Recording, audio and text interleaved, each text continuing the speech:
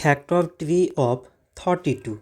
So 32, it can be written as 2 times 16, it means it is 32.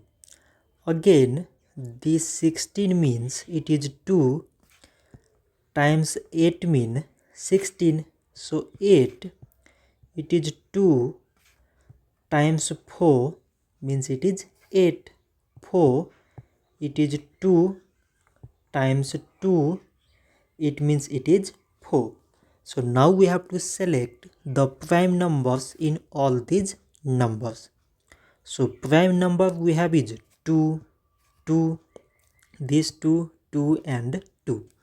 So we can write 32 is equal to product of all these prime numbers, that is 2 times 2 times 2 times 2 times 2. So we have here 5 2. So 32 is equal to 5 times 2. So this much for today and thanks for watching.